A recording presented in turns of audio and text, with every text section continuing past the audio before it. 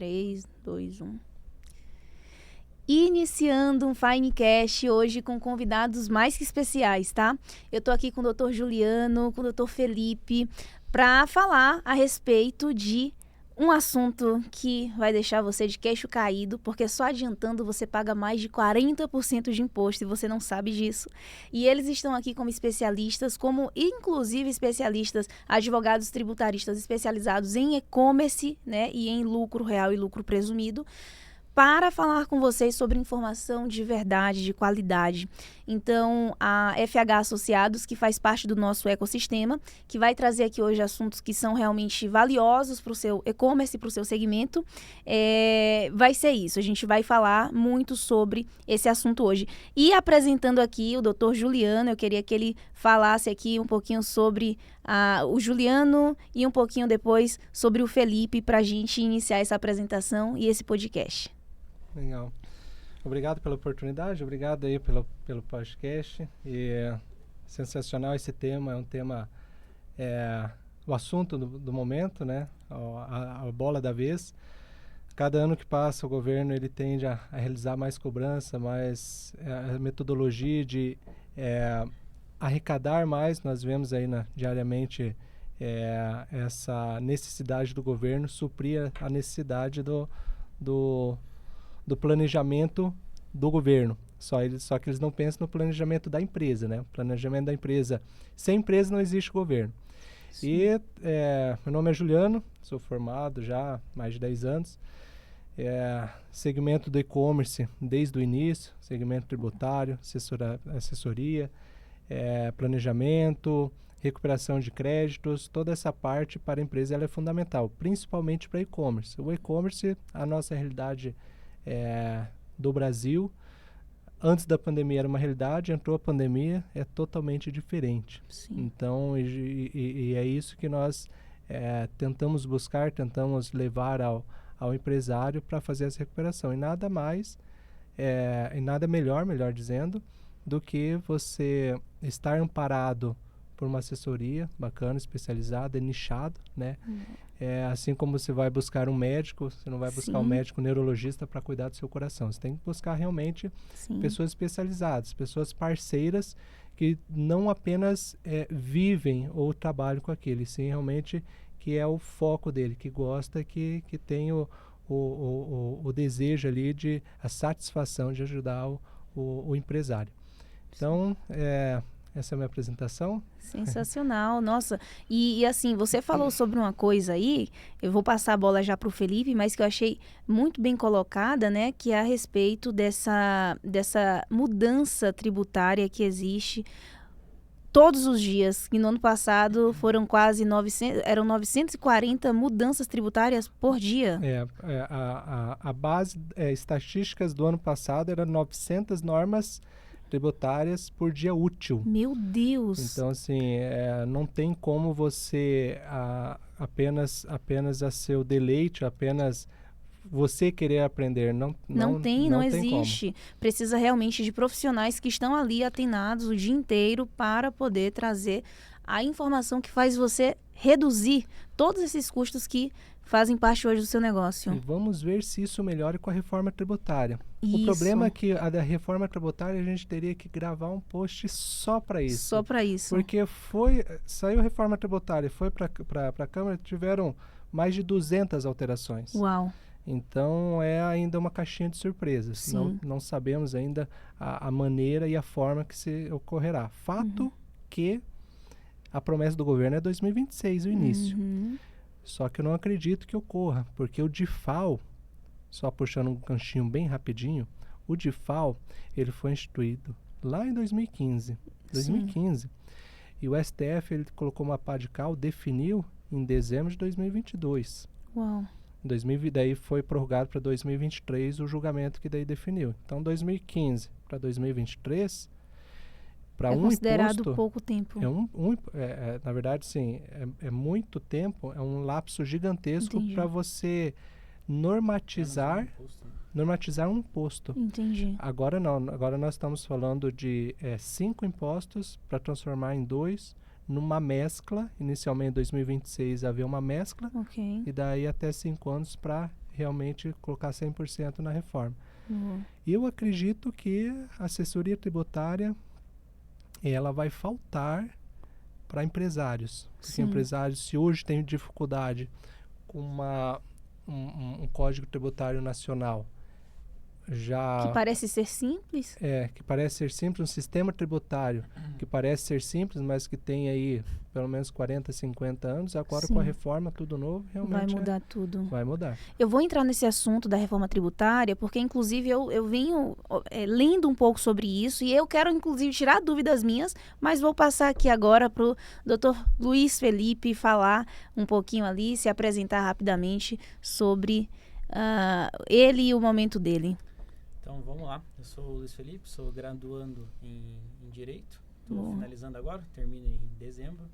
Mas já atuo na área tributária em conjunto com o Juliano desde os meus 13 anos. Então, eu tenho uma experiência de uns 8 anos. Começou cedo. Jesus amado. Foi com 13, 14 Esse gosta do tributo. Gosta. Então, acabou pegando o gosto, querendo ou não, né?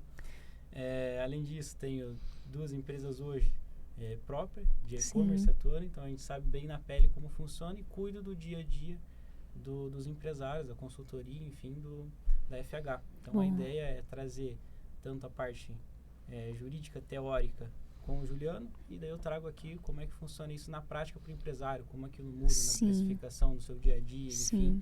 Então, essa parte mais do dia a dia, a gente vai conseguir elucidar de uma forma bem tranquila daí pro empresário. Ótimo, excelente. Gente, a gente entrou num assunto que é um assunto que está um tanto quanto polêmico, que é essa reforma tributária, né? Eu vou entrar aqui num gancho, que é bom até que eu já sou corrigida, sobre essa reforma tributária. A ideia é o DIFAL, que é esse ST, que é justamente essa distribuição, essa diferença de alíquota de um estado para o outro, ok? Então, imagina aqui no Rio de Janeiro, que é uma das alíquotas mais altas daqui do Brasil, né? Que lá no Rio de Janeiro a alíquota seja quantos? 17? Lá com o fundo de pobreza depende do ramo, mas chega até 22%. Chega até 22%. Isso. E daí você compra de lá e você vai trazer para cá, para São Paulo. Então, aqui em São Paulo, você teria uma alíquota de 8%. Eu vou trazer exemplos, assim, gente, os percentuais, como a gente tanto se preocupou aqui em falar, eles são o tempo todo transitórios, porque vai mudando as regras, vai mudando a lei, mas é para vocês entenderem qual é o conceito da coisa, dessa mudança, do que está por trás. Então, se você compra aqui em São Paulo, está trazendo do Rio de Janeiro, você teria que pagar uma diferença de alíquota para o Rio de Janeiro. E a ideia seria, com essa reforma tributária, fazer essa separação de modo que, comprando lá no Rio de Janeiro, eu pague o imposto direto para o Rio de Janeiro. Como que é? Traz para mim esse conceito do que seria essa reforma tributária. A reforma tributária, hoje nós trabalhamos apenas com expectativas, né? Porque ela iniciou, ela passou de casa, ela teve essas demais, mais de 200 alterações, se não me falha melhor, 216 alterações. Sim. Voltou novamente, já houveram mais alterações. Então, a reforma tributária relativa ao DIFAL em si, inicialmente, a reforma tributária ela fala que não existirá mais a questão do DIFAL. Okay. Ela seria recolhida realmente no estado de origem. Okay. Aí nós temos um pequeno problema da questão da guerra fiscal que o Estado supostamente quer acabar. Sim. A guerra fiscal ela é ruim para o Estado e não para o empresário. Só que no meu ponto de vista, daí algum ponto de vista particular, isso é péssimo para o empresário. O empresário ele busca o Estado que tire melhor tais benefícios. Exato. Hoje nós temos benefícios a nível Brasil. Hoje nós temos benefícios em Santa Catarina, Minas Gerais, Espírito Santo, Sergipe, Rondônia, Pernambuco. Então você veja que nós temos estados com 1% de venda de saída de ICMS. Uau. Então, a reforma tributária ela vai acabar com isso. Entendi. O único estado hoje que eu vejo que tem a ganhar é o estado de São Paulo. Entendi. O estado que hoje nós estamos falando. Que quem não quer estar em São Paulo? Sim. O São Paulo concentra praticamente são 20 milhões aqui. É o polo das empresas, né? É. Sim, e só para vocês entenderem o que seria essa guerra tributária, é assim...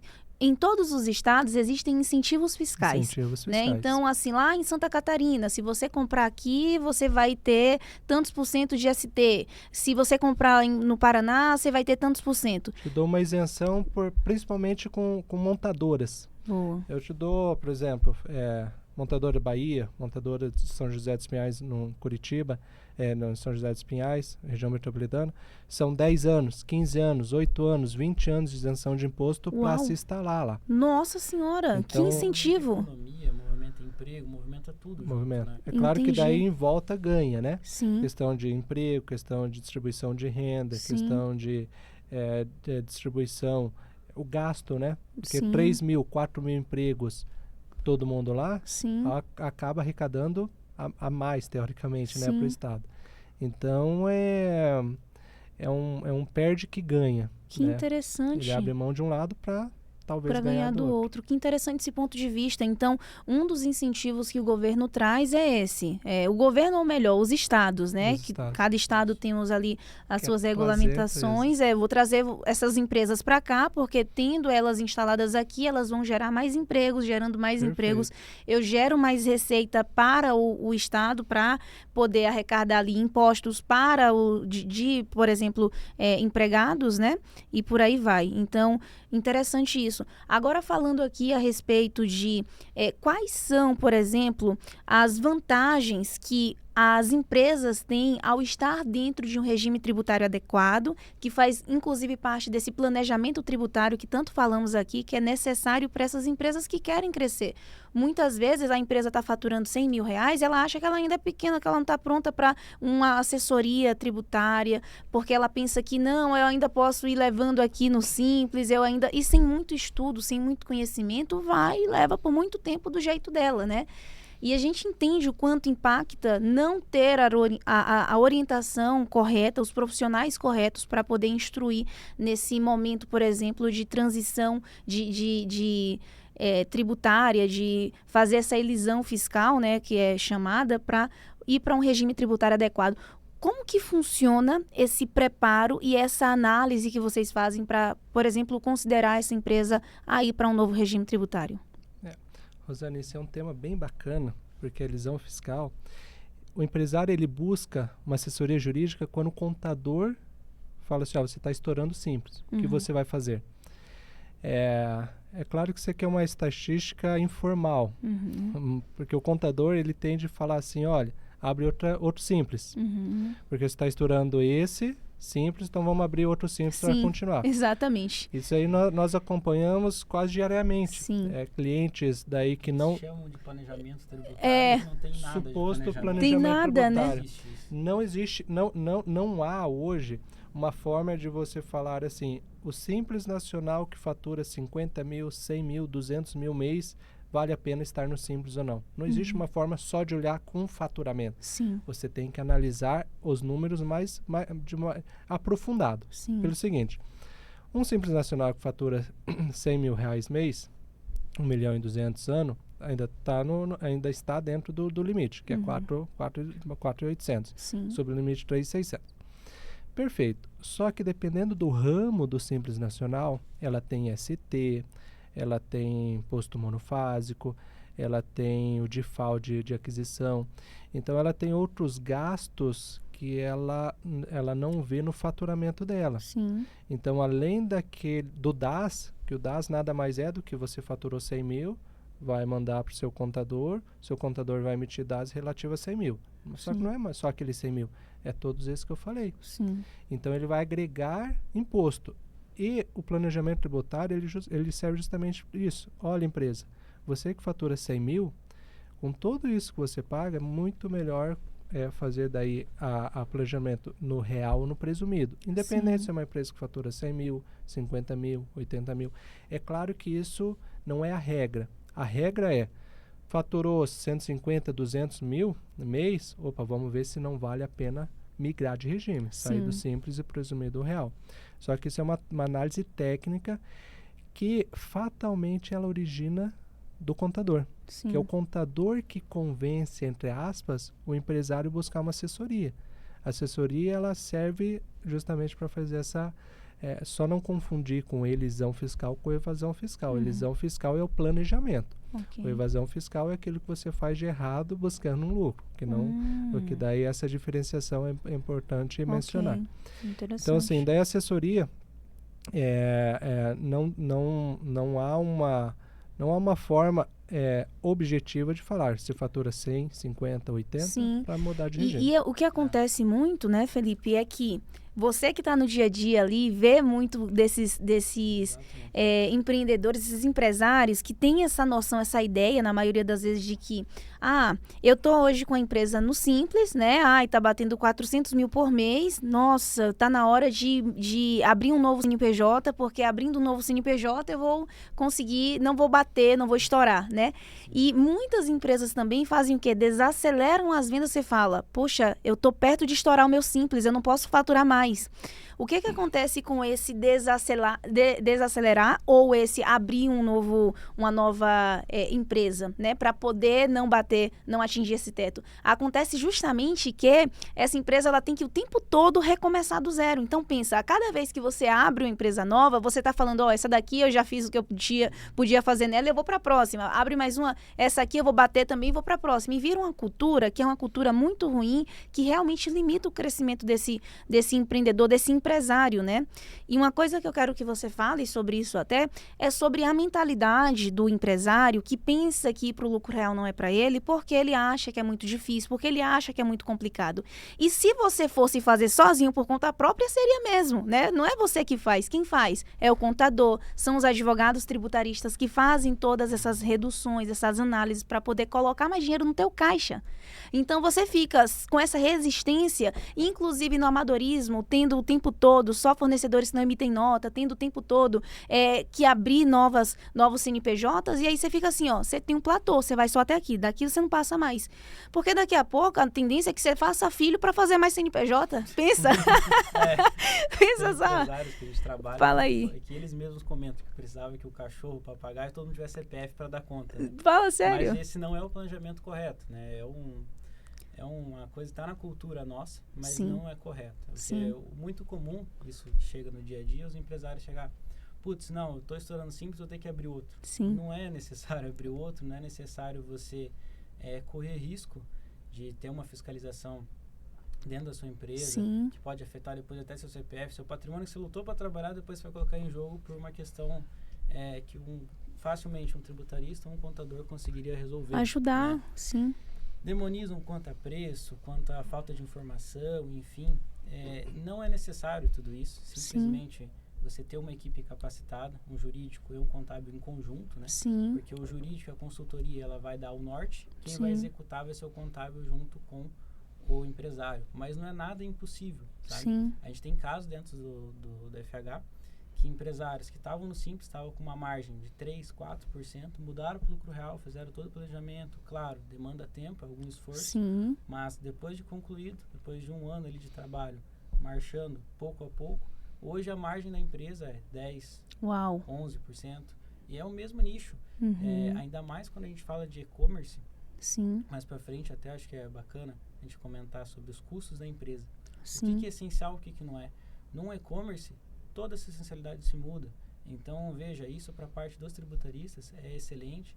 Muda no dia a dia o que para o empresário nisso? Você vai ter que ter mais organização.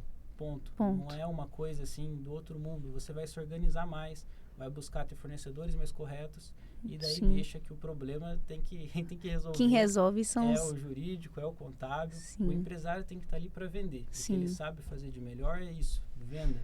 Faça a empresa faturar, crescer. Esse tem que ser o foco. Cuidar da equipe.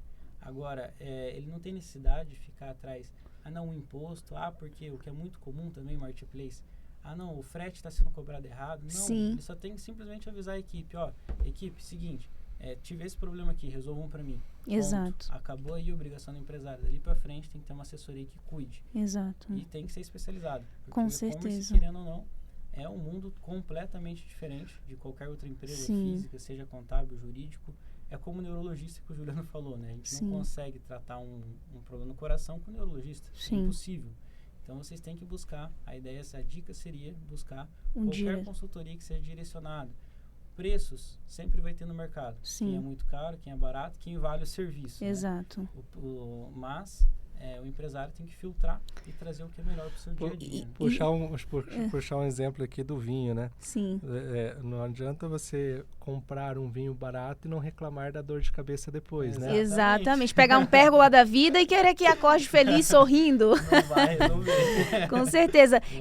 E sabe o que é muito interessante quando a gente fala sobre isso? É que existe uma grande diferença entre uma empresa que eu pago para emitir uma guia para eu pagar no final do mês e uma empresa que eu pago para me dar uma consultoria. Qual o papel dos advogados? Qual o papel de um contador que trabalha em conjunto com os advogados? É te orientar.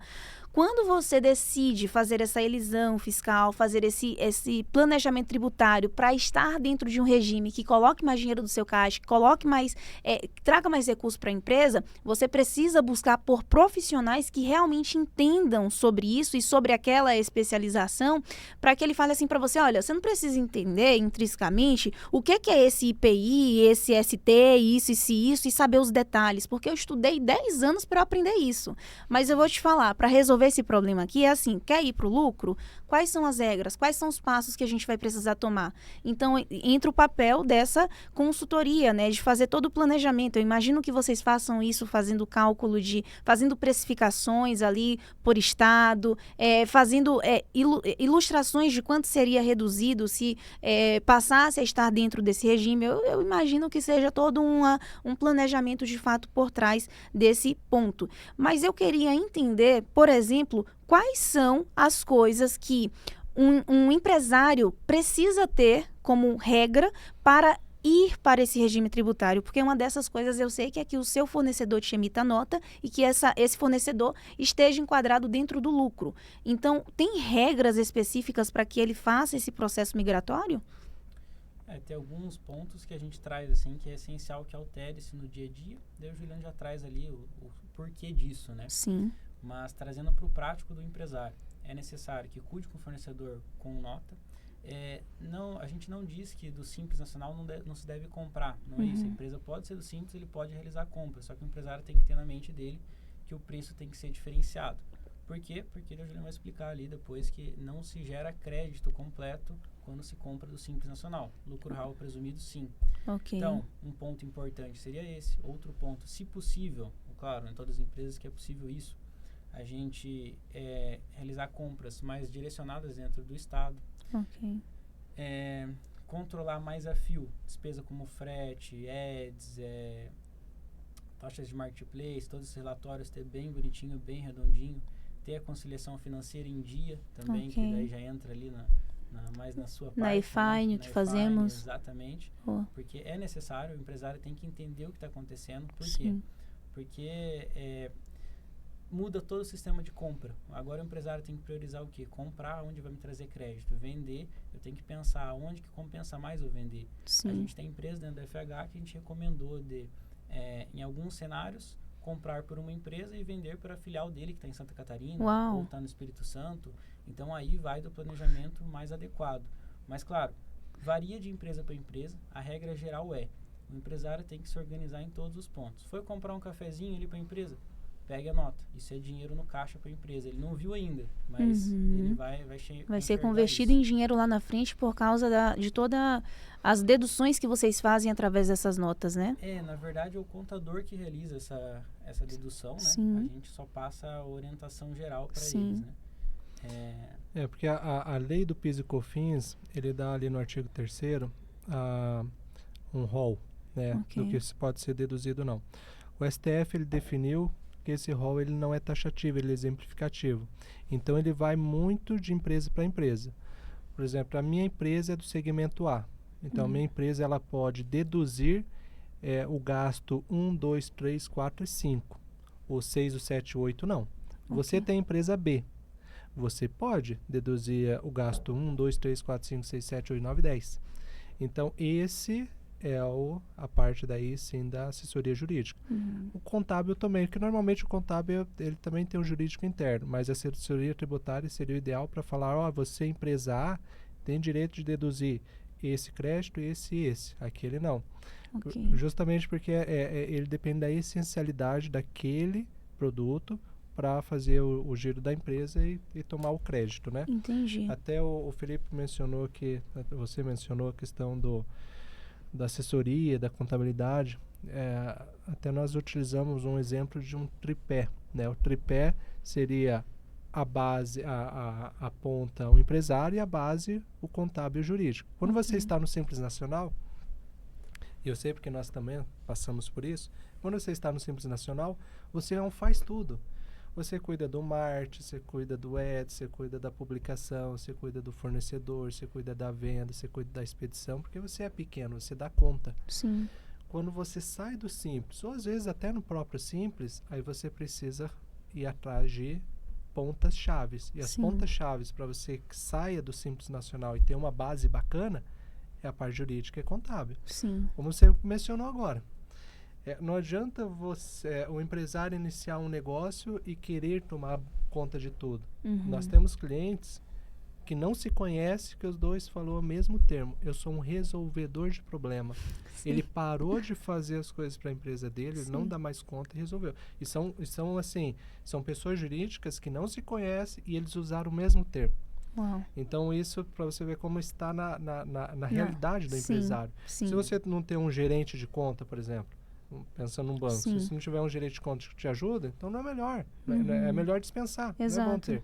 Se você não tiver uma contabilidade, se você tiver uma contabilidade que não seja específica de e-commerce, então é melhor dispensar. É perda de dinheiro. Não se faz você não sentido. tem uma assessoria jurídica, daí eu já vou trazer um exemplo claro e específico sobre isso. Se você não tem uma assessoria jurídica que seja do e-commerce, também não adianta. Sim. Nós atendemos um cliente, o faturamento dele era 3 milhões. Ok. 3 milhões e 200. Do Rio Grande do Sul. Uma pena que aconteceu lá agora. Mas do Rio Grande do Sul não me recordo a cidade agora. Só de e-commerce. E questionei sobre a tomada de crédito que o empresário tem do e-commerce, né? De modo geral. Dependendo do segmento que ele está, como eu acabei de explicar. Eu falei, mas o seu contador, ele toma isso de crédito? E como era... Foi na Amelie Experience ano passado, né? Sim, Isso aí, conversei. Tornou cliente nosso. Daí ele falou assim, eu vou ver com o contador. Daí ele dispersou, a gente foi fazer outras coisas. Daí ele retornou depois, acho que umas 2 horas. Ele falou, eu conversei com o meu contador, ele não está tomando de crédito, nada. Aí eu fiz um cálculo de padaria ali. O famoso cálculo de papel de padaria. Em 6 meses, ele deixou de tomar crédito mais de 120 mil reais. Nossa Porque Senhora. o segmento do e-commerce dele permitia. Uau. Eu falei, mas esse contador, ele é específico de e-commerce? Ele falou, Juliano, ele é o melhor contador da minha cidade. Ele é o melhor. E qual ramo ele atua? Ele falou assim, ele atende todos os supermercados. Eu falei, mas não adianta. Tem nada a ver. Não tem nada a ver. O seu segmento de e-commerce, seu segmento é totalmente diferente de um mercado que tem loja física, regras específicas de supermercados, tem regras de ST, de monofásico, totalmente diferente.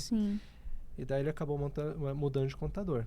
Meu Deus, 120 mil reais, já nos primeiros meses ele sentiu no caixa. Meu Deus. Porque imposto é competência. Tudo que acontece dia 1º, dia 30, gera guia para o mês seguinte. Próximo mês. Pro próximo mês. Sim. Então já nos primeiros meses ele sentiu efeito caixa de imediato. Caramba. Ele se recuperado até por 5 anos. Então pense que Uau. isso nesse caso, não, então calma. Por 3 anos no cliente. Uma pergunta. Então é possível com essa análise e esse planejamento tributário analisar todos os créditos passados que perderam e que podem ser recuperados, então? Até 5 anos para trás, sim. 5 anos para trás você consegue recuperar crédito? Meu Deus, quanto dinheiro fica na mesa de vocês? É que daí você empresário aí, chega, me deu... Não, o empresário não vê isso. É um dinheiro que às vezes você está precisando para poder tirar ele do sufoco. Sim, e só para você...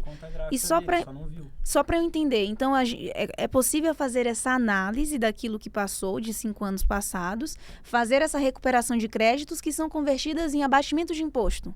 Isso aí. Exemplo, vai pagar no próximo mês 80 mil de imposto, vai abater nos 120 que teria lá de crédito que foi recuperado. O empresário ele está acostumado assim, o seguinte exemplo.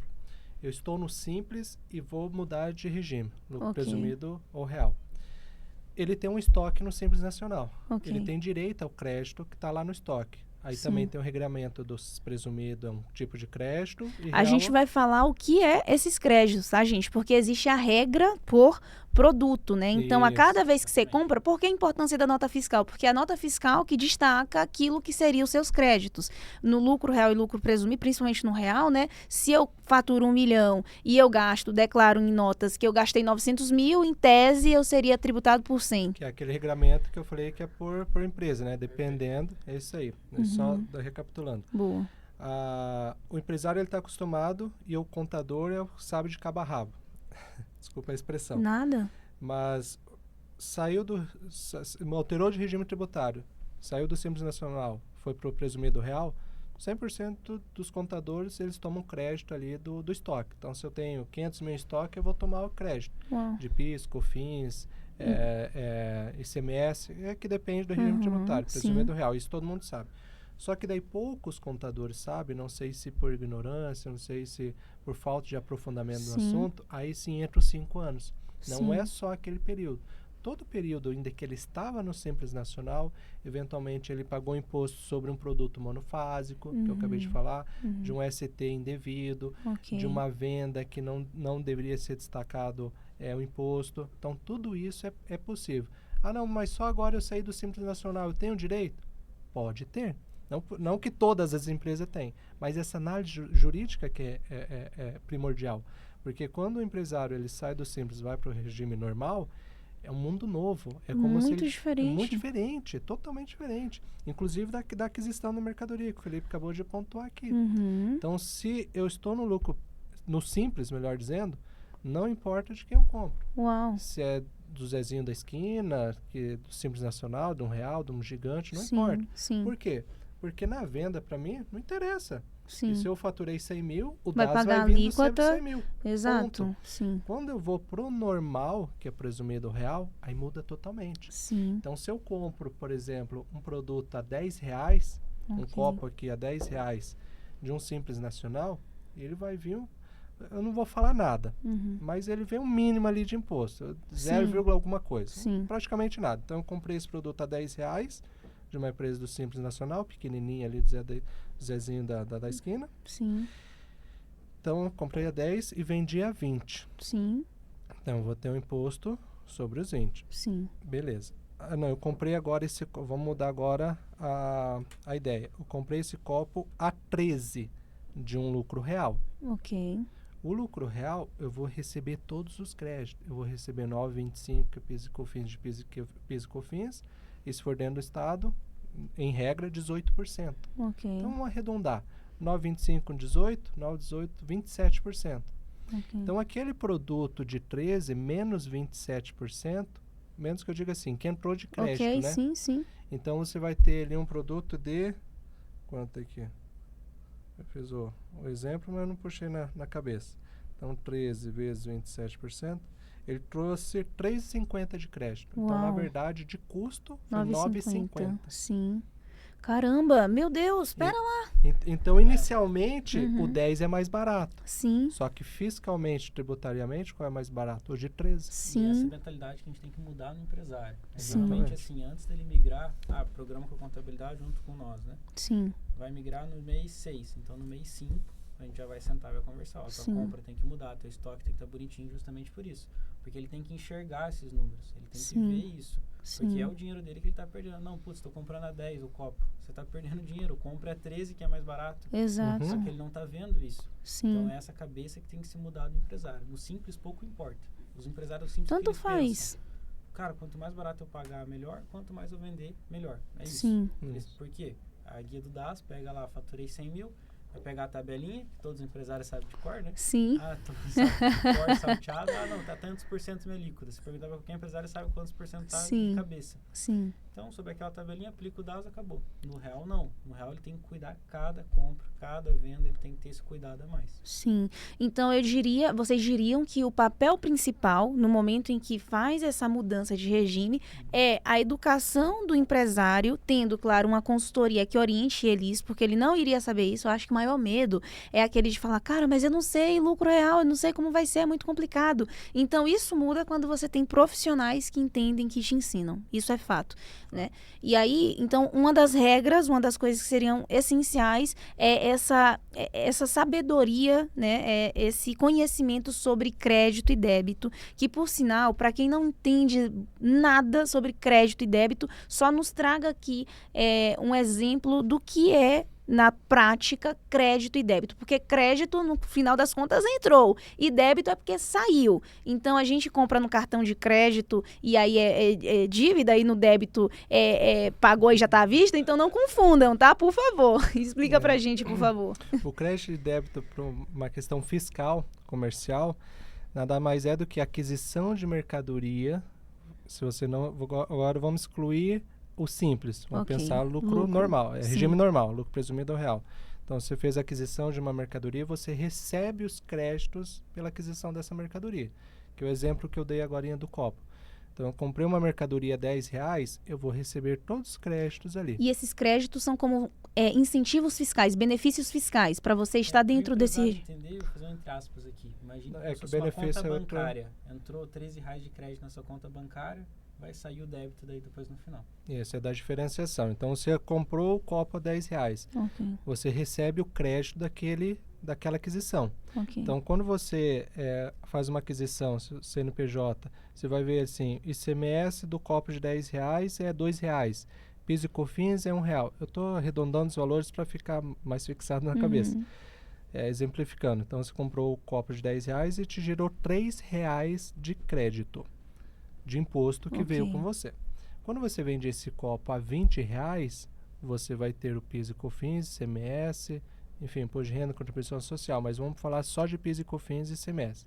Você vai ter 9,25 de PIS e COFINS, se estiver no real, e 18 de ICMS sobre os R$20. Então, vamos arredondar 30% aí. Então, você vai ter 30% sobre os 20, dá R$6, correto? Sim. Só que aí entra... O crédito. Que foram R$3 nesse meu exemplo. Então, você tem um 6 de débito e 3 de crédito. Quando você tem que recolher para o fisco? 3. Por isso da importância, quando você não está no Simples Nacional, de buscar fornecedores que te tragam crédito. Porque no final da conta, o dinheiro fica em caixa. Você não vai transferir ele para o governo. Não que o governo não precise, mas o empresário precisa mais. Aquele que gira, né? A economia está na mão da gente, está na mão do empresário. Exatamente. Então, essa é o cuidado que o empresário deve tomar, né? Saiu do Simples Nacional, mudou de regime, na aquisição de mercadoria para gerar o crédito, no momento do débito descontar aquele crédito. É um conta corrente. Excelente. É um conta corrente. Excelente explicação. Ficou muito claro. Eu acho que agora ficou mais claro do que a água cristalina, o que é crédito e débito, por favor. Então, entendam sobre isso. Já que estamos falando aqui sobre essa parte de tributos, né? Essa parte que são tantas regras, tem tantas vírgulas, tantas normas, tantas coisas que vêm, né? Todos os dias e ao longo do tempo a tendência é que mude cada vez mais. Explica pra gente, por exemplo, o que o empresário ele ganha ao estar dentro de um regime tributário como o lucro real ou presumido. O que ele ganha, assim? Qual é as principais diferenças que vocês percebem? Além de, é claro, o potencial de escala e crescimento que essa empresa tem. Até porque, gente, para que fique claro, quando você está dentro do regime do Simples Nacional, existe um teto, um valor máximo para você atingir, que é 4 milhões? 4.800. 4.800.000, ou seja, ao longo do ano inteiro, se você passar de 4.800.000 significa que você estourou o teto do Simples Nacional. Quando você está ali começando, você tem o seu CPF/CNPJ, que é MEI, você tem 83 mil por mês, né? Você vai para o Simples, você tem 4.800.000. Então, se você ultrapassa isso, acabou para você. O que acontece no e-commerce é que a venda, ela é assim, ó, quando você pega o ritmo, ela acontece de uma forma muito rápida. Então, você de repente estava faturando 200, passa a faturar 600 mil por mês, de repente está faturando 1 milhão, e aí, além de aumentar essa alíquota, que é o percentual de imposto que você paga de acordo com a sua faixa de faturamento, você ainda corre o risco de estourar, né, de ultrapassar o limite permitido para esse regime, para ser faturado, e aí ter que sair desse regime de uma forma, ou bloqueando o CNPJ, que é algo que pode acontecer, ou realmente tendo que ser transferido para o novo regime de forma sem planejamento, o que também quebra muito negócio, né? Então, existe essa grande diferenciação que faz com que você, no final, consiga, se preparando, né, ter realmente benefícios. Então, fala pra gente aí, Felipe, um pouquinho sobre esse assunto. Vamos lá. Vamos trazer a parte mais prática, né? Ok. Os benefícios que o empresário tem, justamente a precificação, se ele cuidar ponto a ponto, a precificação dele, na verdade, fica melhor. Não demonizem empresários, não fiquem com medo, porque a precificação muitas vezes melhora, não piora. Sim. Ponto positivo, você começa a ter crédito. Antes você só tinha faturou, paguei. Hoje você tem o crédito, você tem a possibilidade de entrar em benefícios fiscais, que antes você Que inclusive eu quero que seja o próximo tema, benefícios fiscais. Perfeito. Benefícios fiscais que você tem para entrar. Que mais? Você consegue trazer, fazer uma diferenciação muito melhor até para o empresário do que quais são as contas dele física, quais são da empresa. Fazendo essa diferenciação vai ter uma vantagem gigantesca até com relação a carros e PVA, enfim, mais para frente que também entra com a parte de benefícios. Além disso, acho que o principal ponto, você não vai trabalhar mais com o freio de mão puxado. Sim. Que é o medo exatamente de estourar o Simples Nacional. Sim. Uma coisa assim que é um jago assim, que a gente sempre usa no escritório é o seguinte: não existe crescimento Simples Nacional. Não existe. Ele é necessário, Sim. mas até uma certa altura. Sim. Até uma certa altura. Você quer jogar, quer crescer de verdade. Exatamente. Você quer crescer, quer ter uma empresa, quer criar um nome, um know-how, criar uma marca, importar e ir para frente, não vai ser no Simples. Sim. Não existe essa possibilidade, Sim. porque o próprio governo limita. Como você mesmo falou ali, né? Sim. Então, daí, claro, precisaria de toda a assessoria para chegar nisso. Né? Com certeza. Não, sensacional, bem colocado. Resumindo aqui, benefícios que você tem ao estar dentro do regime do lucro, seja ele real ou presumido, é justamente utilizar essa utilização de créditos, é justamente esses benefícios fiscais que a gente vai falar agora, é esse não ter que puxar o freio de mão, como você bem disse, né? Não ter que falar, não posso faturar mais, vou ter que desacelerar, vou ter que abrir um novo CNPJ, vou ter que fazer mais filho para abrir novos CNPJs. É justamente isso. Então, excelente explicação. Agora, relacionado a benefícios fiscais, o que são e como que isso pode ajudar o empresário estando dentro do regime do lucro? Do lucro normal, né? Isso. Regime normal. O Simples Nacional, ele te trava para muita coisa, principalmente para planejamento tributário. Quando eu trago planejamento tributário, é como um todo. É abertura de uma filial, requerimento de um benefício em algum estado, né? Daqueles estados que nós havíamos falado. Que são alguns, não são todos, mas os principais que os contribuintes buscam é justamente Minas Gerais, para importação em Santa Catarina, Espírito Santo, Sergipe, Pernambuco, Rondônia também tem uma boa importação. E para o Simples Nacional isso realmente acaba por terra, além de ter um faturamento limitado, que acaba ou você segura o freio de mão, ou você aumenta o valor dos seus produtos, realmente querendo frear. Se vendeu, vendeu. Porque o empresário tem lá um produto a R$10. Você, estou perto de estourar o meu Simples, eu vou jogar meu produto a 15, se eu vender, bem. Se eu não vender, eu já estava segurando mesmo. Sim. Então, alterou o regime, foi para o normal, foi para o presumido real, aí abre... O céu é o limite, vamos colocar assim. Por que eu digo céu é o limite? Porque primeiro que no real você não tem teto de faturamento. Segundo é que todas as possibilidades de teses tributárias, o que são as teses tributárias? Teses tributárias nada mais é do que direitos na qual o contribuinte tem, só que o fisco ele não vê, ele fecha os olhos para isso. Sim. Eu vou dar um exemplo bem claro. Saiu em mídia, saiu em jornal, saiu em tudo. Inclusive foi um dos maiores créditos da Magalu, que foi a famosa exclusão do ICMS sobre PIS e COFINS. Então deu lá quase 300 milhões De crédito ou de débito? de crédito para Uau. Magalu. Exatamente, saiu até em jornal, saiu uma matéria sobre isso. Então assim, até maio do ano passado, ainda que o STF tenha definido, falando, olha, fisco, você não pode cobrar o ICMS sobre a base de cálculo do PIS e COFINS. Eu já te explico um pouquinho mais sobre isso. Ok. O fisco, ele continuava cobrando. Então, para que o empresário tivesse, para que o pessoa jurídica tivesse essa, não é benefício, mas como posso explicar? Essa recuperação? Essa recuperação, essa exclusão da base de cálculo, tinha que entrar com o processo. Ok. Então, era demanda judicial, era assessoria, era dor de cabeça, era preocupação do empresário. Sim. Por exemplo, eu vou entrar com um processo contra o fisco. Isso eu posso dizer assim, era quase unânime entre os empresários o seguinte questionamento. Tá, e se eu entrar contra o fisco, eles não vão ficar na minha cola? Sim. Eles não vão procurar achar pelo em ovo? Erros. Eles não vão ficar em cima de mim? Não vão me sufocar? Não, isso aí é mito. É mito. Então, você entra com o processo... Eu teria o mesmo medo.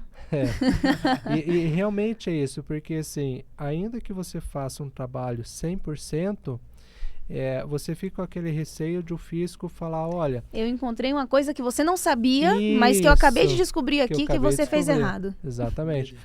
Sim. Porque até ano passado, eram quase 900 normas por dia editadas. Então, deixar isso bem claro. Então, ainda que o contador seja bom, ainda que o advogado seja bom, é quase humanamente impossível pegar acompanhar tudo toda hora. Só que os cuidados, ele tem. Tem que existir. Tem que existir. E o cuidado justamente da tese tributária é essa. Vamos requerer a recuperação de um crédito tributário seu, de acordo com o entendimento do STF ou STJ. Então, o principal era, o carro-chefe era a exclusão do ICMS sobre PIS e COFINS. A partir disso, daí até maio ainda tinha que entrar no processo. Em junho do ano passado, o fisco estava perdendo e tinha sucumbência e tinha custas processuais. O que é sucumbência? É quando o advogado entra contra o fisco, ganha o processo e a União tem que pagar o advogado. Os honorários do advogado. Os honorários, exatamente. Então, estava custoso isso. Uau. Daí chegou em junho, baixou a portaria, falou assim, beleza, então daqui para frente não precisa mais entrar com processo. Então está definido. Sim. Só que isso tem um reflexo, porque nós estamos falando de exclusão sobre o ICMS, sobre o PIS e COFINS. Só que o governo continua ainda cobrando PIS e COFINS sobre PIS e COFINS, ICMS sobre PIS e COFINS. É imposto sobre imposto, né? Sobre imposto, exatamente. Bitributação. É a bitributação, que são as chamadas teses filhotes. Okay. Não é um termo meu, é um termo jurisprudencial, que é de decisões judiciais. As teses filhotes, ele surgiu desse panorama. Exclusão de imposto sobre imposto. Okay. Então, todas essas teses filhotes, algumas estão finalizadas, e outras elas estão quase finalizando no STF, para colocar realmente uma definição nisso. Pode ou não pode. Sim. E o que é que para o empresário ele fica mais fácil soar como bitributação. Sim. Que é o imposto sobre imposto, né? Nada mais é do que você... trazer um exemplo aqui bem prático. Só para vocês entenderem, tá, gente? Porque quando fala termos técnicos, às vezes pode ficar confuso para você. Teses de bitributação é como o STF e o STJ, né? Eles regulamentam uma lei. E de acordo com essa lei, ele vai abrir uma tese, ou seja, olha, estou abrindo um processo, uma tese de bitributação sobre essa lei aqui que foi votada lá na data tal, no artigo tal. É isso? O imposto sobre o imposto, o STF e o STJ, eles falam assim, essa lei está cobrando esse imposto que é sobre imposto.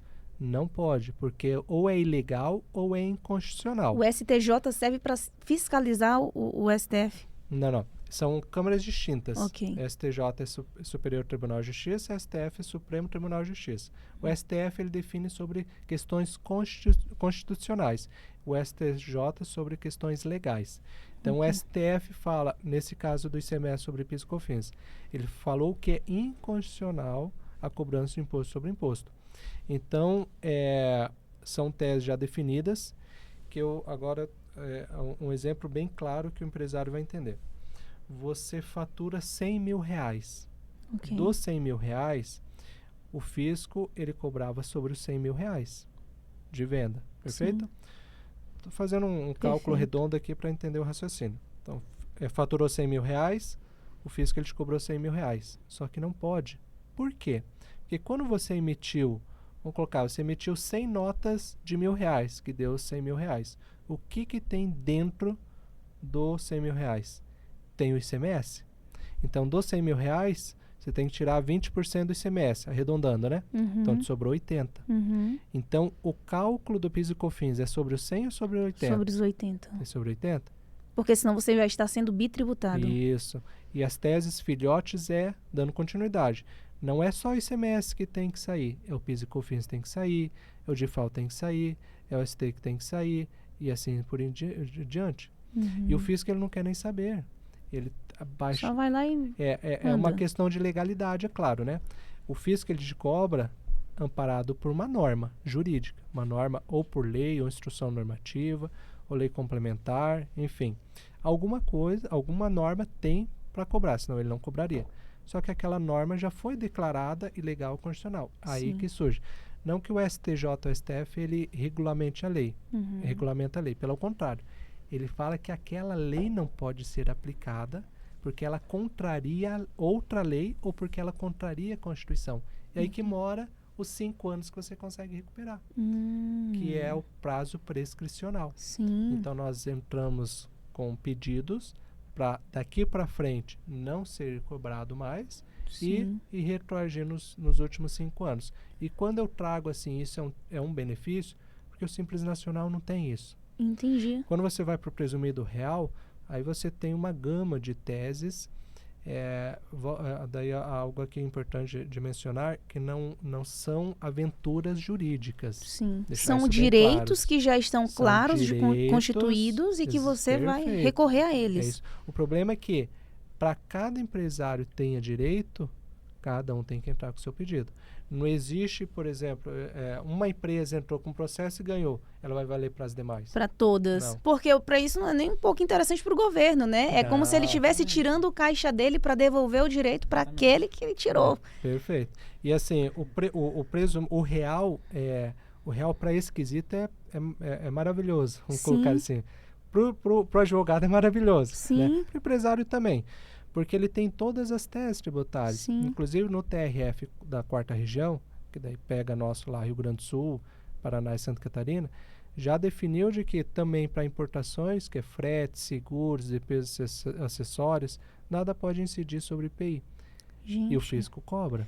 Gente, espera lá. De um sem braço. Gente, espera lá. Vamos aqui, vamos botar esses pontos aqui na mesa para vocês entenderem a gravidade no sentido de dinheiro que fica na sua mesa. Presta atenção.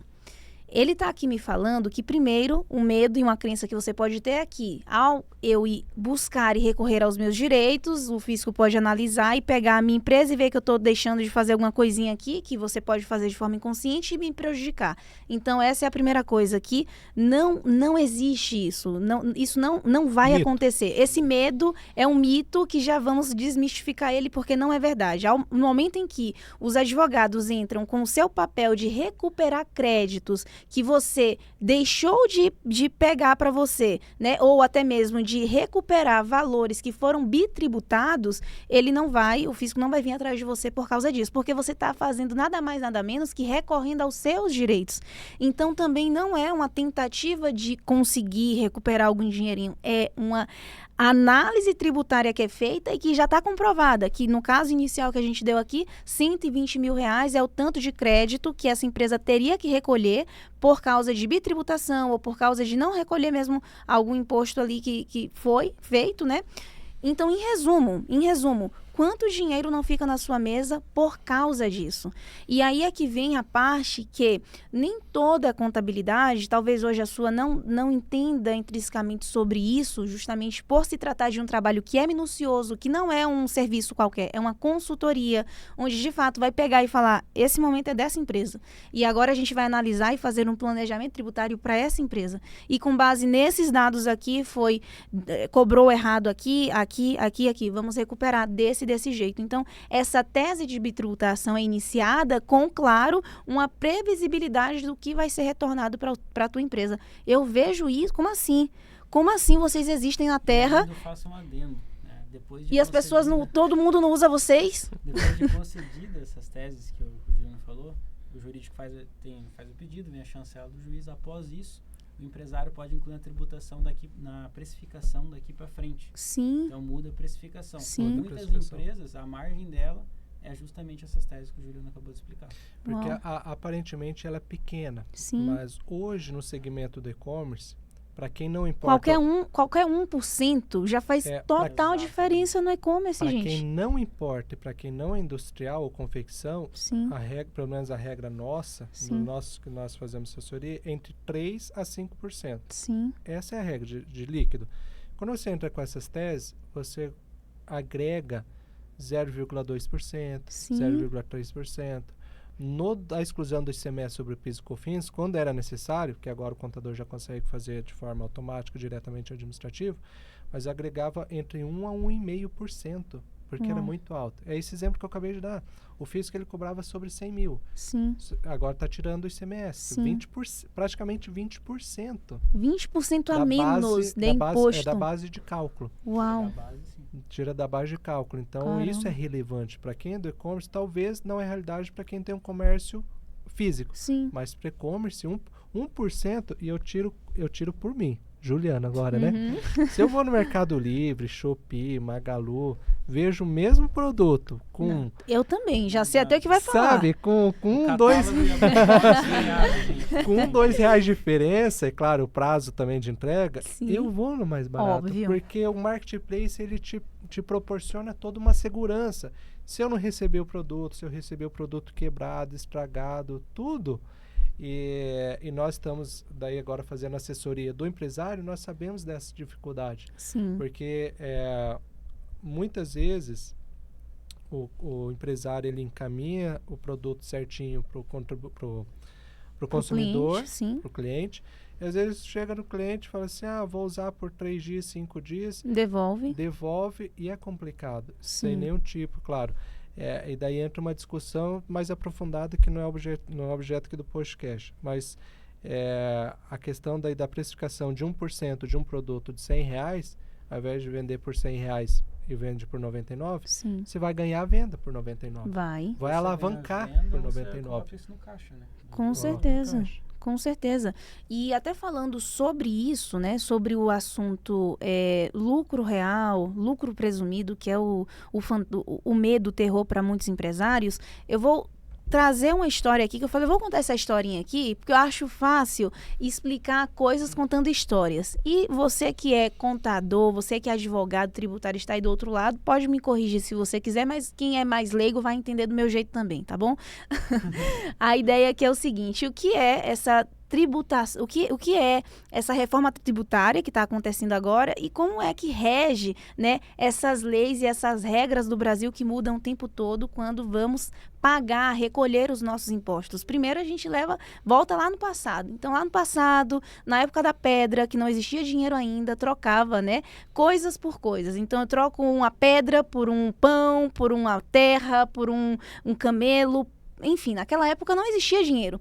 E aí veio então inventaram, né, a moeda, o dinheiro, e veio na época mir-réis. Se eu não me engano, a primeira moeda do Brasil foi mir-réis, né?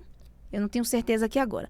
E aí, como existiu agora uma maneira de controlar essa comercialização, esse dinheiro, o governo, né, claro, em todo tempo, desde a época de Jesus, desde a época de Cristo, sempre existiu pessoas que estavam ali para servir, pessoas que estavam ali para comandar. Então, o governo, naquela época, disse, já sei o que eu vou fazer. Eu vou arrecadar impostos, arrecadar valores para destinar para áreas específicas. E naquela época, o que eles fizeram foi, vamos então fazer aqui dentro da Constituição uma forma de tributação que seja justa, que seja através do lucro real que aquela empresa me declara ou através do lucro presumido. Né, que inclusive tem até lá as diferenciações de qual é o regime ideal para serviços ou para venda, né, que é até um assunto muito interessante, mas no geral as pessoas usam o lucro presumido para serviços e o lucro real para comercialização de produtos. E claro, existem muitas regras e por isso é importante essa análise tributária, toda essa consultoria tributária. Então, ok, nessa época ficou definido que seria o lucro real ou o lucro presumido. Você fatura 1 milhão, desse 1 milhão você me diz que você comprou, declarando nota, 900 mil, vamos te tributar pelo lucro real, que seria isso aqui. Só que aí, com todas as regras que existem, quando se diz que para eu considerar que eu vou te tributar só por 100 mil, você vai ter que me dar essas e essas comprovações, e por existir essa resistência do brasileiro em querer coisas mais simples, o que é que surgiu? O Simples Nacional, que claro, existe toda uma história ali por dentro que é ainda mais complexa e aprofundada, no sentido de realmente lei, Constituição e tudo mais, mas surgiu o Simples Nacional, que tem um conceito único. Você fatura e eu te emito uma guia DAS, ou enfim, uma guia de pagamento que é de acordo com a sua faixa de faturamento. Simplificar, né? Simplificar. Então, eu vou simplificar para ti. Eu mando uma guia, tu paga e tá tudo certo, né? Só que é justamente isso que acontece no que é simples. Você não entende intrinsecamente quais são os benefícios estando dentro do regime que te faz pagar pelo lucro real, né? E aí você paga tudo ali, que na maioria das vezes, se estivesse dentro do regime de lucro real ou presumido, não teria que pagar. Então, essa é a diferença de um jeito que eu tentei falar aqui, simplificado, mas em regra mesmo de lei. Tem outras coisas ali a serem consideradas, mas é isso. E o simples é simples, mas não é o melhor regime para a maioria dos negócios quando falamos em benefícios fiscais e redução de imposto. O objetivo do Simples Nacional, né, pela Lei Complementar 123, ela foi do melhor dos mundos, justamente para tentar simplificar esse tema ou esses impostos complexos do Brasil. A ideia era boa, faturou 100 mil, emitiu o DAS, ponto final. Aí começaram o DIFAL, o ST, o monofásico. Então, como é que uma empresa do Simples Nacional, já com faturamento baixo, já às vezes com gargalo que só o dono toca, não tem empregado, não tem ninguém, como ele vai cuidar dessa assessoria? Como ele vai verificar se está sendo correto ou não? O fisco, ele cobra. Sim. Chega final do mês, ele cobra, ponto final. E é por isso da necessidade de procurar o valor de um contador, o valor de uma assessoria jurídica, ela é diretamente proporcional à sua... A eficiência que ela traz. A sua recuperação. Você pode, o exemplo do vinho, né? Não adianta você comprar um vinho barato e depois não reclamar da dor de cabeça. Sim. Você procurar um contador e uma assessoria que às vezes um item ela modifica ou faz uma recuperação, ela já te pagou. Sim. Eu vou dar um exemplo. Eu vou te dar um exemplo aqui numa questão aqui de São Paulo, inclusive, de um cliente de e-commerce. No São Paulo, quase todos os segmentos ele tem ST, os produtos ST. Ele é muito forte aqui essa questão do ST. Por isso tem um benefício, o programa São Paulo Mais, para você se afaste, tem que preencher os requisitos, né? Se afaste do ST e entra no débito e crédito normal para você não ter o desencontro de caixa. Mas enfim, nós tínhamos um cliente que ele fazia aquisição de mercadoria e tinha ST. Então ele pagava já antecipado. Porque ST nada mais é do que antecipação, em resumo, né? E ele vendia fora do estado. Então ele tinha que pagar o DIFAL ainda. Então ele pagava o ST cheio e pagava o DIFAL. Só que o contador dele não fazia nada. Então ele pagava o ST cheio e mais o DIFAL. Então ele estava pagando 2 vezes o imposto. Meu Deus. Porque quando você não tem o ST, só para que você entenda, quando você não tem o ST, você fez a aquisição da mercadoria e entrou aquele crédito da mercadoria. Quando você vendeu dentro do estado, então você vai fazer o débito e crédito normal. Quando você vem de fora do estado, em regra, pela tabela do DIFAL, você vai pagar 12% para dentro do estado e mais o DIFAL, que é a líquida diferenciação, 7% para outro estado.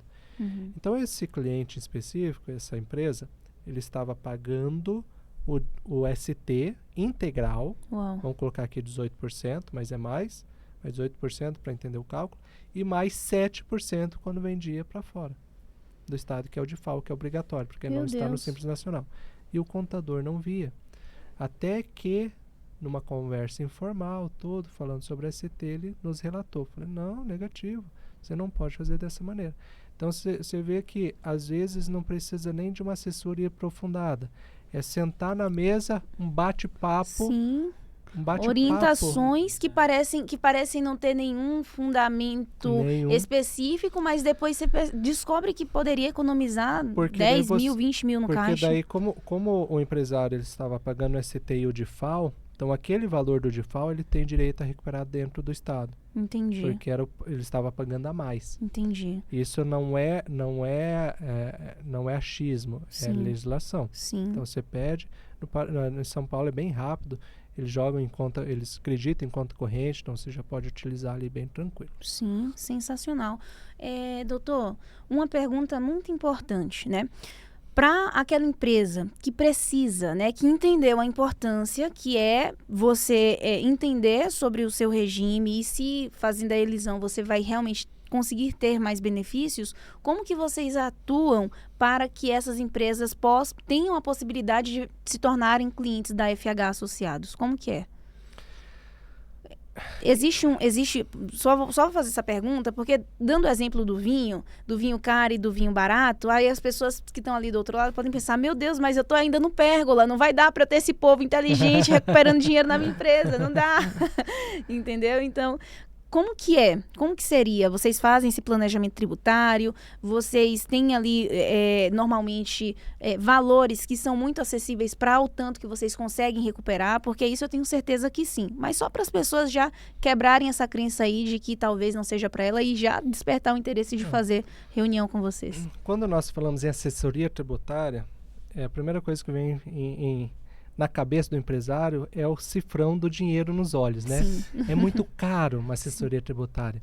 Depende do escritório, depende do profissional. Se aquele profissional, digamos assim, que sempre está na mídia, que sempre está aparecendo, pode ter certeza.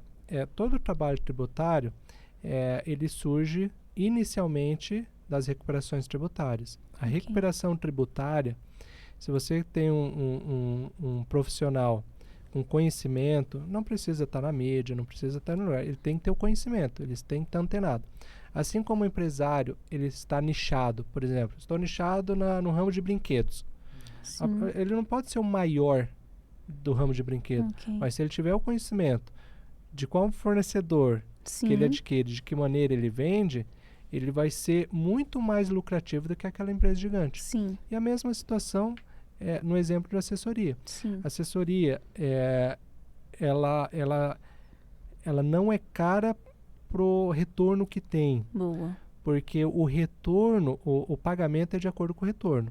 Então, se você tem um retorno pequeno, você não vai pagar absurdo. Então é de acordo com o êxito. Com o retorno. Então, se a assessoria tributária assessoria tributária é uma situação e ação judicial é outra. Né? A assessoria tributária é justamente demonstrar, olha, você está no Simples Nacional faturando R$100 mil, mas é melhor você mudar para o lucro presumido real, porque isso vai te trazer uma economia, por exemplo, de R$5 mil por mês. Então, ela vai ser de acordo com essa assessoria e demonstrar. E não é apenas falar, é demonstrar com números. Né? Vai além do tributário, ele vai para o gerencial também. O gerencial, bom, o empresário vai saber o que é. O gerencial ele tira um pouco da parte contábil e jurídica, né, e tributária, e ele vê o número final. Ele quer ver o número final. Se eu estou no simples, se eu estou no lucro no regime normal, não importa. Eu quero ver qual que é a minha última linha. Minha última linha. Quanto vai me sobrar. Que aí você pode esperar que eu faça para você, tá? Então, assim, daí isso é assessoria tributária. eu preciso desembolsar 20 mil para fazer um planejamento? Não é necessário. É claro que é muito de forma de trabalho de escritórios. Sim, né? a forma de vocês é o êxito... É de acordo com a recuperação. Gente! É quebrar o paradigma que escritório de consultoria é tudo caro, ainda mais tributarista, né? Sim. E detalhe, não é atendimento só do imposto. Vai ter especializado quanto a marketplace, caso a conta seja suspensa, caso seja problema com frete, caso tenha ação civil, consumidor, trabalhista da empresa. Quando nós Tributário. falamos em assessoria tributária, ela não é específica de tributo. Não se resume só a tributo. Não. É como o Felipe falou. É muito... Ele vai para o marketplace também. É direcionado para o e-commerce. Para o e-commerce, como um todo. Não, peraí. Fique claro isso aqui. Pessoal, é assim, não é que quando você contrata um escritório, um escritório de advogados para poder estar ali te dando um respaldo quando você precisar, normalmente você paga no mínimo 5 mil reais ali só para o cara te dar um oi, hello, é assim que está acontecendo, eu posso seguir daqui e daí eu vou te cobrar tanto para poder resolver esse problema para você. Não, aqui eles estão me dizendo que você paga pelo êxito. Então eles primeiro resolvem o problema e depois você paga por aquilo que eles resolveram. E essa é assessoria tributária. Deixar claro. Eu tô falando assim com essa surpresa para vocês ficarem impactados, porque, assim, para os meus clientes é exatamente assim, é dessa condição, tá? Mas, meu Deus do céu, o que é isso? A assessoria tributária, ela vai muito além do que só a questão de tributo. Marketplace de modo geral. Isso é assessoria tributária. A ação judicial, aí sim, ela depende do caso. Tem o tabelamento daí da OAB que tem um mínimo. Então tem que respeitar. Assim o mínimo, né, gente? Assim como daí tem a tabela do contador, a tabela do médico, a tabela do dentista. Daí tem os mínimos. Então, ação judicial, advogado, é uma situação. Coisa, a assessoria, aí sim é livre de pactuar. A ação judicial tem a tabela da ordem que tem que seguir. Não tem como fugir. A assessoria, sim, fica adstrito entre as partes. Eu vou te cobrar R$1.000 ou vou te cobrar de acordo com o que eu conseguir recuperar, aí é livre pactuação. Entendi. Então, só para vocês entenderem, tudo que foi falado aqui, que pode ser feito, tanto de recuperação de crédito, tanto de teses de bitributação, sobre outras coisas que foram ditas aqui, isso aí é de acordo com o êxito. Então, não se preocupem com isso. Mas, inclusive, mesmo que saibamos que esse faça parte do ecossistema de vocês, de parceiros que vocês também indicam, recomendam, temos também a Oliveira, né, que faz a parte de precatórios. Vou cortar rapidinho. Sim. Tem como ir no banheiro rapidinho? Tem, vá lá. Desculpa. Nada, vá lá. Vamos lá, sobre Oliveiras, como é que funciona? Isso. A Oliveira Consultoria é o parceiro da FH. A FH ela fica com toda a parte de assessoria jurídica, de ações, de tese, de recuperação, toda essa parte. Quando se trata de precatório, nós temos daí a parceira Oliveira Consultoria, que daí faz toda essa gestão, sessão, enfim. Vamos retomar um pouquinho, vamos para o início do precatório.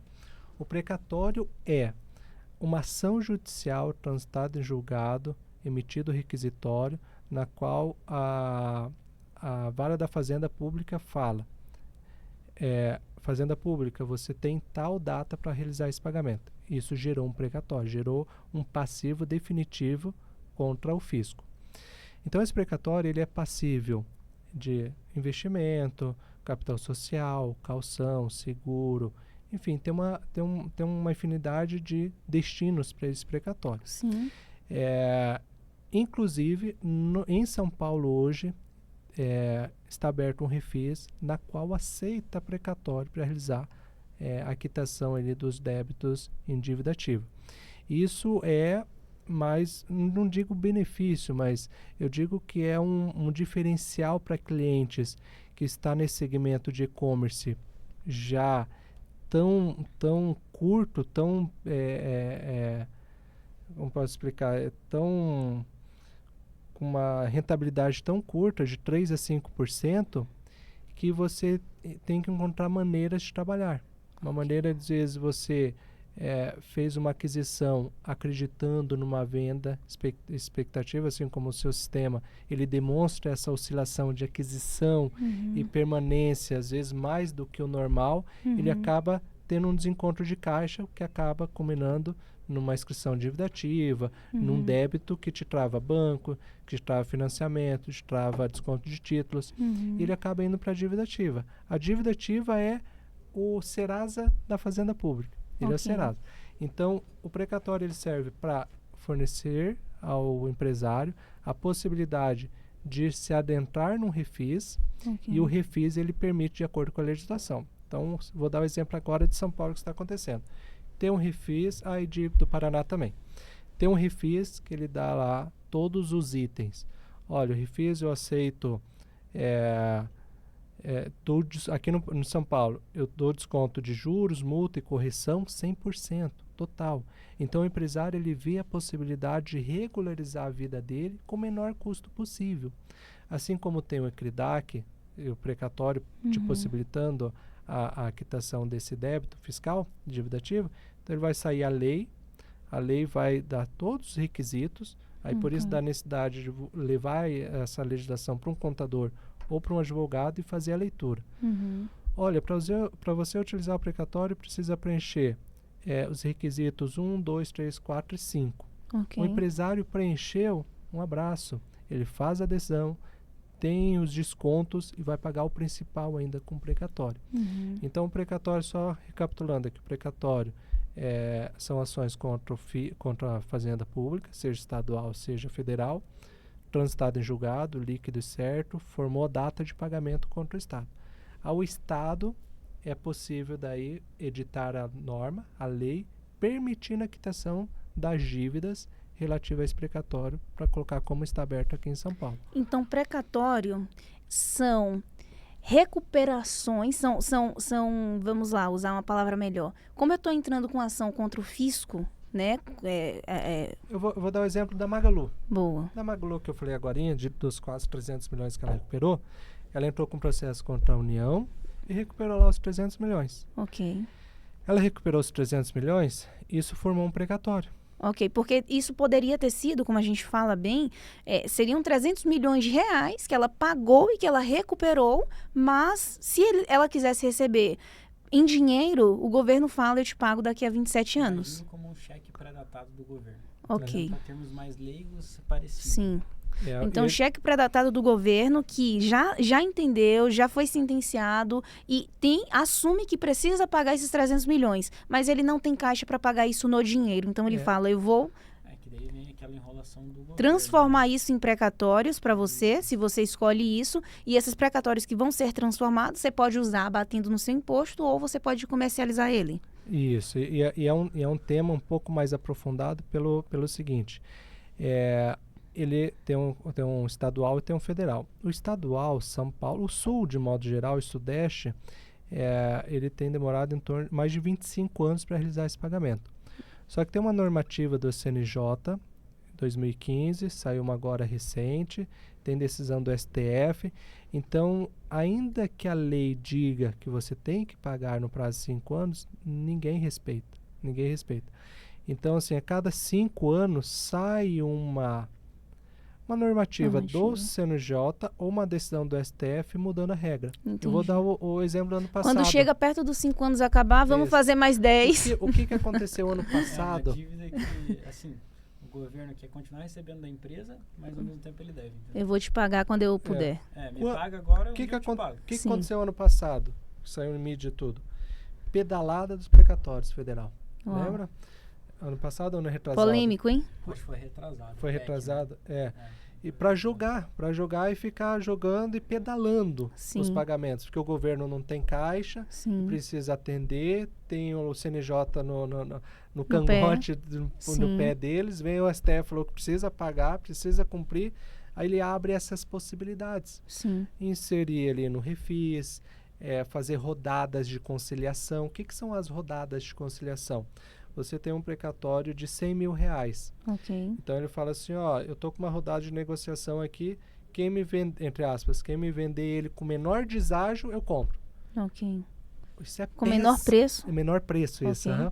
Isso é péssimo para o empresário, porque se ele esperou já, teve que Tantos entrar anos. com o processo contra a Fazenda Pública, tudo é demorado, tudo. Sim. Um processo contra a Fazenda Pública, por experiência, ele demora menos de 7 anos. Uau. Então você já esperou 7 anos. Vai ter que pra esperar mais ganhar, 27 para receber. Esperar pelo menos geração. pelo menos mais 20 para receber. Meu Deus. E fala assim, não, eu preciso agora esse dinheiro para pagar funcionário, para ter um Sim. fluxo de caixa, alguma coisa nesse Perdeu sentido. muito dinheiro. Aí eu preciso entrar numa rodada de conciliação para Ok. vender o meu crédito que vale 100 por 70, por Uau. 60. Uau. Então o governo ele ganhou quantas vezes? 3 vezes. Gente. Com ação judicial, com a demora e quando E com o desconto e que com você desconto. deu com o Exatamente. deságio. Agora vê se ele dá desconto no Nenhum, tributo. imagina. Ô, governo, podia fazer umas ações, tipo aquele limpa-nome, né?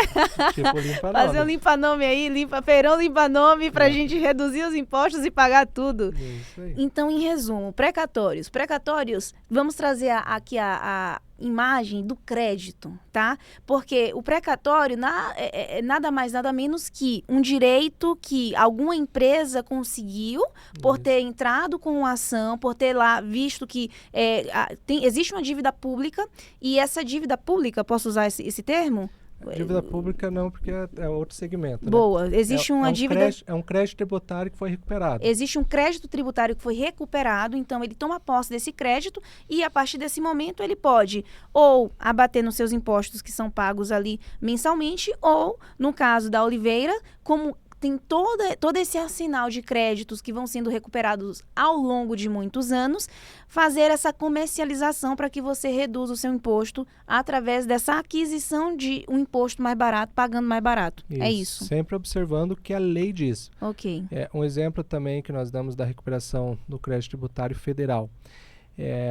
Quando ainda era necessário entrar com processo para excluir o ICMS sobre PIS e COFINS, então ele te gerava ali o crédito federal. Sim. No próprio pedido, daí com manifestação da Fazenda Pública, tudo, fazíamos já o pedido para utilizar aquele crédito para abatimento de imposto. Sim. Então ele já saía do próprio processo diretamente para a conta do fisco. Sim. Ele não entrava nem para o contribuinte, certo?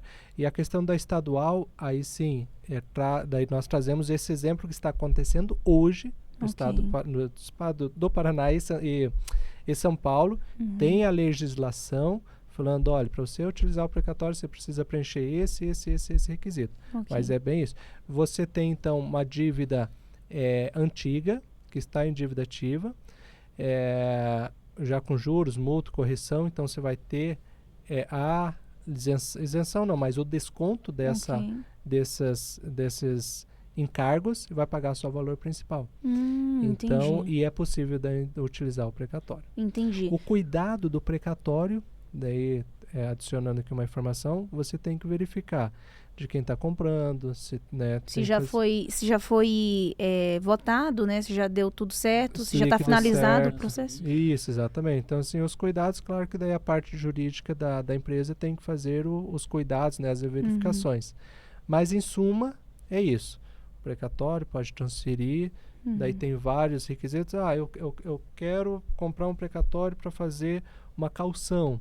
Eu quero para fazer capital social. Tudo isso é permitido legalmente. Ok. Tudo é legalmente permitido. E só para vocês entenderem, gente, sobre a seriedade de vocês adquirirem esses precatórios, né? Existe uma seriedade tão grande que é como se fosse uma escritura de uma casa, como se você estivesse fazendo a escritura de uma casa, né? Quando você vai comprar uma casa, tem que fazer a escritura lá, passar para o seu nome tudo certinho, né? Do precatório, da transferência desses precatórios da minha empresa, que é a empresa cedente para a sua, é exatamente da mesma forma. Então, eles fazem tudo em cartório, transfere, e uma coisa que eu acho muito interessante é que transfere a quantidade de créditos de precatório proporcional quando você paga de imposto mensalmente. Então, é algo interessante isso aí. A utilização é de acordo com a necessidade. Sim. Então, trazendo aqui novamente a lei que hoje está vigente no São Paulo. A lei fala que você tem um débito lá com o fisco de R$1 milhão. Ok. Então, já tem um conhecimento. 1 milhão de principal mais 500 de encargos. Sim. Então, já será feito o cálculo de quanto será essa redução e tem 1.100.000 para pagar. Aí sim, será feita a transferência de 1.100.000, será oferecido para o fisco para fazer a quitação. É isso aí. Entendi. Sensacional. Eu estou batendo a questão da legislação porque o precatório é um tema um pouco polêmico, Sim. Porque é o que mais se discute. Sim. Atualmente não, mas boa parte do tempo é o que se discute. Sim. Grandes bancos, quem faz investimentos em bancos, não vou citar bancos aqui, mas vamos colocar assim, os 4 maiores bancos e a principal corretora do país, que todo mundo sabe qual é, elas oferecem um portfólio dela justamente investimento precatório. Sim. O precatório é um investimento seguro, rentável, só que você tem que esperar o tempo se você quiser receber. Tem cuidados para se tomar. Tem que tomar os cuidados e tem que atender toda a legislação. É isso aí. Entendi. Sensacional.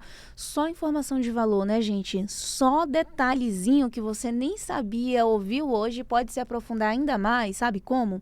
Marcando uma reunião com esses profissionais excepcionais da FH Associados, marcando a reunião não só para contar e ouvir um pouquinho sobre como eles podem te ajudar e também sobre um planejamento tributário para um novo passo do seu negócio, para aquele profissionalismo, aquele afinar, sabe, aumentar a régua. Então assim, eu como gestora e tendo aqui essas pessoas, esses profissionais maravilhosos como parceiros, eu quero falar a você que você precisa entrar em contato com a FH Associados. E como a gente está ainda com o site em concepção, né? Já o site fica pronto, o da FH? Ou já tem? O site da FH já está pronto. Já existe. Fazendo o Instagram. O Instagram. O LinkedIn. Excelente. O site da FH qual é? fhassociados.adv.br. Ótimo. E se vocês encontrarem alguma dificuldade, tem o meu Instagram, rosana.oliveira, que lá você chamando a gente já direciona diretamente para os doutores para fazer essa reunião, assim como também tem o nosso site da eFine, que é o efine.com.br, né, para o que vocês precisarem.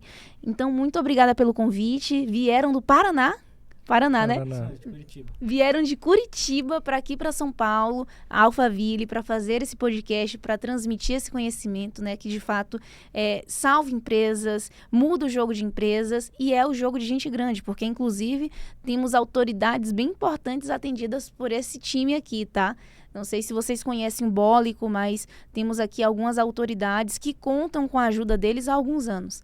É isso, pessoal. Obrigada por terem vindo. E para finalizar, eu assisto o conselho do Flávio Augusto. E ele sempre diz, qual era a coisa que você diria, se fosse a última mensagem que você deixaria para o mundo e que iria atingir todas as pessoas desse planeta? Qual a mensagem você deixaria para elas, Dr. Juliano?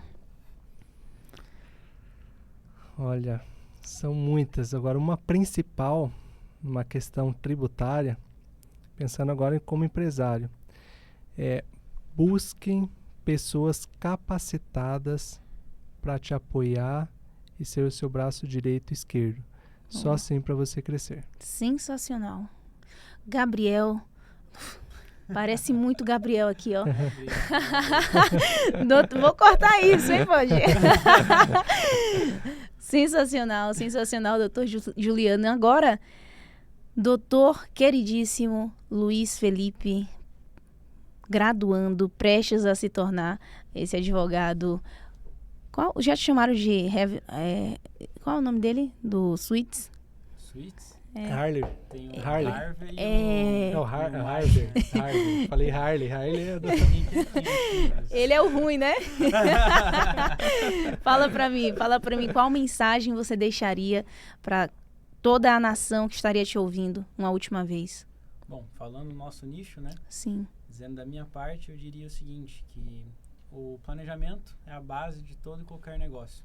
Com ele, você vai conseguir aumentar seus negócios e crescer cada vez mais. É o caminho para o sucesso, é o planejamento. Boa. Então, temos aqui a visão de busque por pessoas capacitadas, porque é perto dos bancos que você fica melhor. E temos aqui também o se planeje, porque ninguém cresce muito e fica lá no topo do nada. É com planejamento. Então, sensacional, excelente mensagem. E eu vou ficando por aqui no Finecast. que hoje teve essa presença maravilhosa e eu espero que a gente possa voltar mais vezes para desmistificar ainda mais esse assunto. É isso e até a próxima. Muito obrigado. Valeu.